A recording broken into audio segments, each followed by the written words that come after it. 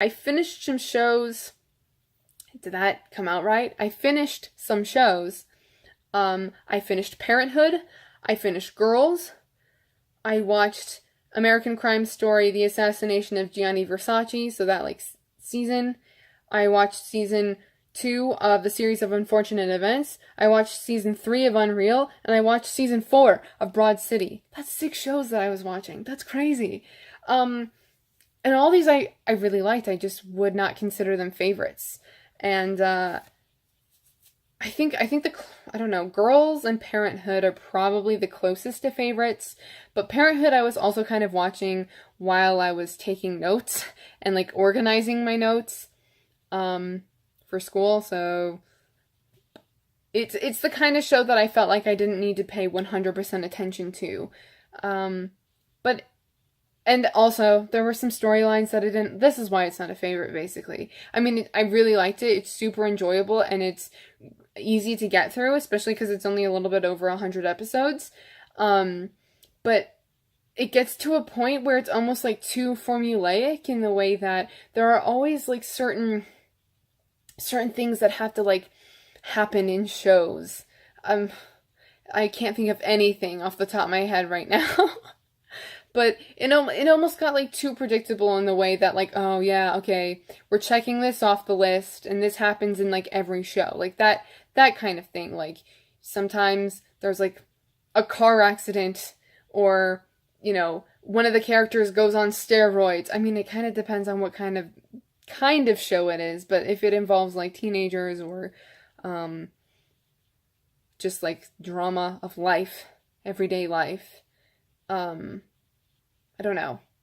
Things like that. There were just some storylines that I didn't necessarily like, but I do like, what I like the most about Parenthood is that the characters feel like real characters. That, like, sometimes you like that person and you're on their side, but then in other situations, if there's something going on between these two people, whether it be like a romantic relationship or like maybe they're in a fight or something like that, you might have like a different side. Even if you like both characters, you still like might be on someone's side or like might like something or might not like something.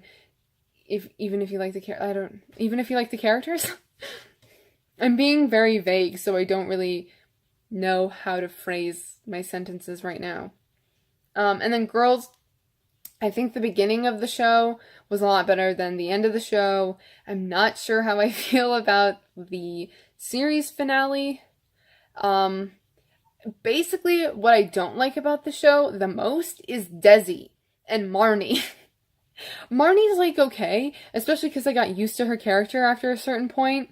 I was like, okay, this is just Marnie. This is just the way Marnie is. I'm just gonna have to deal with it. And she was like, okay, Shoshana's the best.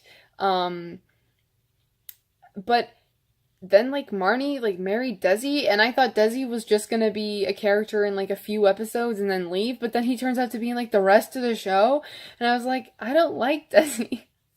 So I think that really knocked it down a bit. But I still like I finished the show really quickly. It's also a half-hour show, so it's easy to get through. The episodes are only like 23 minutes or something like that. Yeah, just everything was good, but it wasn't a favorite. The Assassination of Gianni Versace was interesting. I think the thing about some of Ryan Murphy's shows, though, are that they're good, but I would never rewatch them. And actually, as the seasons of American Horror Story have progressed, I haven't liked them very much. I didn't even watch season 7.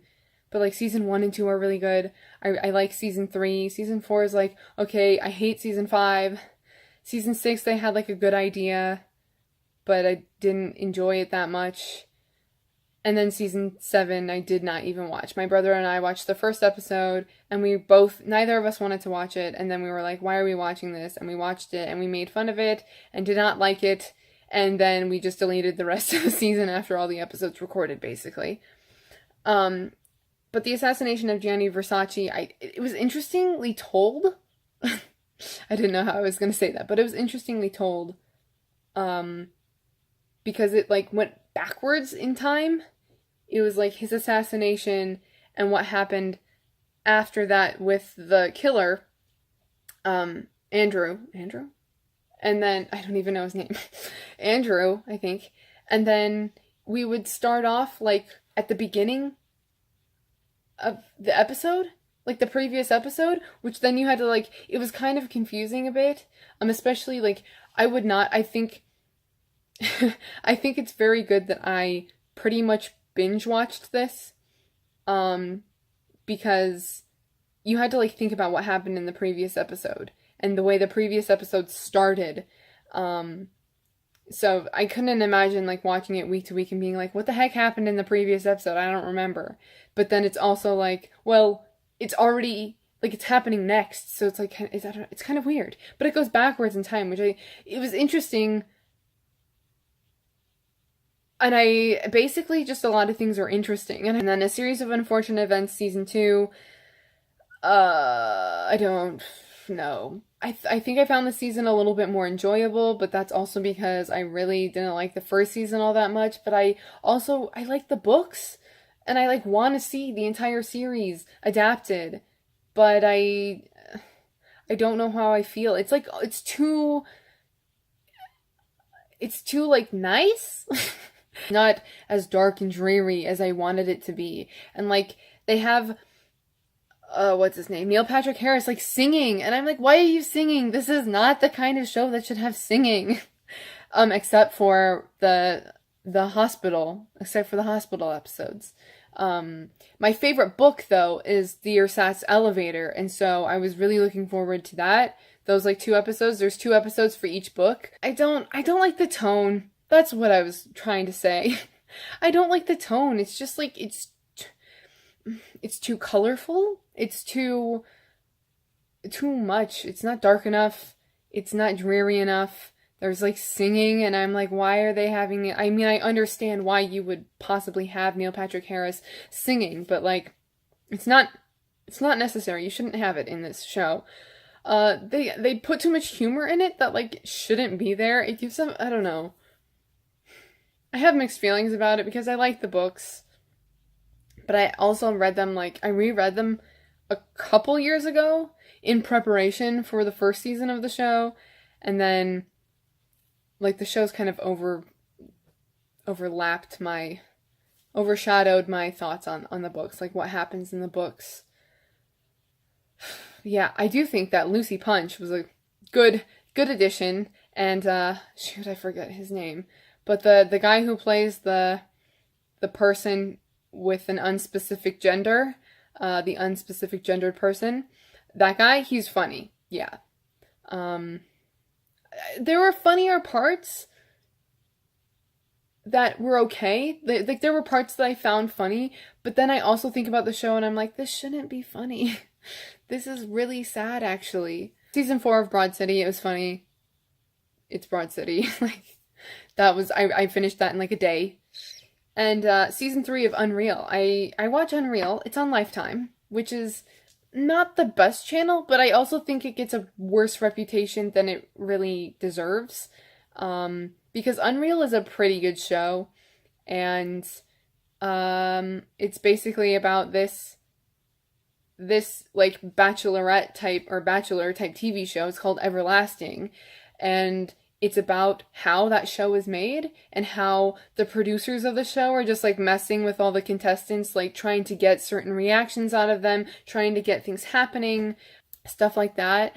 But you really get to know the characters, specifically the main character, Rachel, and she has like psychological problems from the past that have really affected the way that she is now, and I think that's what I find most interesting about the show, is just like the character dynamics and the psychoanalysis of the characters that basically happens, that I do, but also that the show does, because part of like the core of the show, I feel like, is the actions and who these characters are and how it influences the way they act, and like certain actions that they make and certain decisions that they make.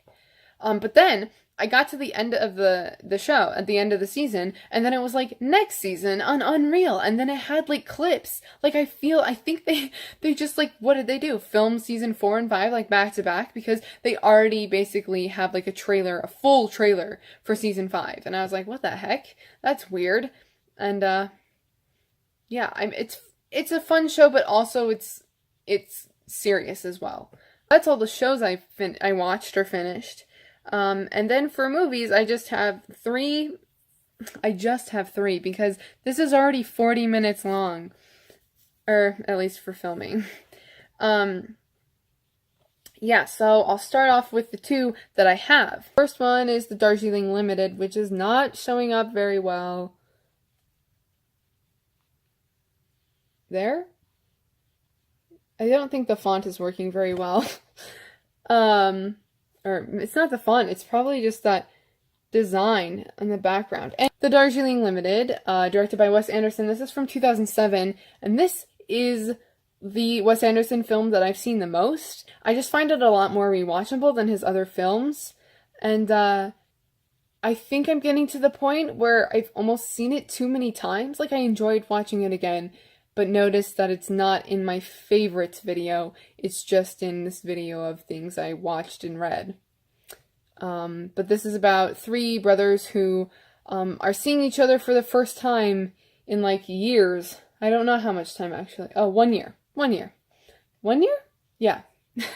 1 year after their father died, and they haven't talked like since the funeral. And so it's about them reconnecting. It stars Adrian Brody, Jason Schwartzman, and Owen Wilson, who I think also like co-wrote it probably. It also has Angelica Houston, a lot of Wes Anderson regulars. And this actually sparked an idea of doing a video about movies that I have seen a lot because I just rewatch them a lot, or like go-to movies, favorite movies to rewatch, like that kind of thing. So that's an idea for a video, as well as I've seen a lot of videos lately where people mention or talk about Wes Anderson, whether that's the whole like idea for the video or just briefly mentioned. But I feel like rewatching like all of his films, maybe except this one because I just watched it not that long ago, and like ranking all of them. Just because, especially since time has passed since I've seen some of them, and I've only seen like Bottle Rocket like once or twice, I'd just be interested in seeing my ranking of his films. He is one of my favorite directors. He used to be like, him and Jean-Luc Godard used to be, why did I say that with like a weird accent? Sorry. But they were my favorite directors, and now I don't even know who my favorite director is anymore. Just because with Wes Anderson, I didn't like the Grand Budapest Hotel that much. So I've also only seen it like the one time when it was in theaters, but it was okay. It was too much, in my opinion. I'm not gonna get into it, but I didn't like it all that much, and then I was kind of like let down. Yeah, so that could be another video, like my ranking and thoughts on Wes Anderson films. And then the other film that I rewatched is My Fair Lady. I don't know, I just felt like watching My Fair Lady. And I have this, I don't even know what this is called, I forgot. I don't remember what these editions are called, but it's like the completely magnetic ones that like don't leave like fingerprints or anything. Oh, I know that the lighting's always bad. I need a light or something. It's hard to open. So it opens like that. Let's see if I can do this. Oh, there. Wow. But then like, listen. Oh, you can't hear. Hey. It's supposed to be magnetic. Oh, maybe that part's not magnetic. That part is. Anyway, I felt like watching My Fair Lady again, and I did. I don't really have any thoughts about it. It's a good movie. It's not great. And actually, Eliza Doolittle annoys me so much in some parts. Yeah. Both characters annoy me, actually. What's the guy's name? I don't remember the guy's name. The last movie I watched in April was Avengers Infinity War, which I don't really have a lot of thoughts on. I keep saying that, don't I? But then I proceed to just like talk about it. I liked it. I didn't love it. I've only seen like a third of the Marvel films, like that I, like only a third, like really not that many. I like the Marvel films. I just like, I'm not like huge on them. They're fun. They're not great. My least favorite thing about it is Wanda, the Scarlet Witch, is always so underused. She's so underused. She could do so much. If she has in this universe, they make her powerful enough to destroy an Infinity Stone, right? Right? If she has that much power, she has the power to do her mind stuff on Thanos? Whatever the bad guy's name is. Like, she could just mess with his mind, and then they could do things to him, and take off his glove, his gauntlet, and things like that. Like, just like, it bothers me how much she's underused, because she's my second favorite Marvel character. I have a thing for X-Men characters. I love X-Men. I love X-Men, but I don't, like, necessarily love the Marvel movies, although I know that the X-Men movies aren't technically Marvel universe. It's very confusing. Anyway, Wanda's so underused.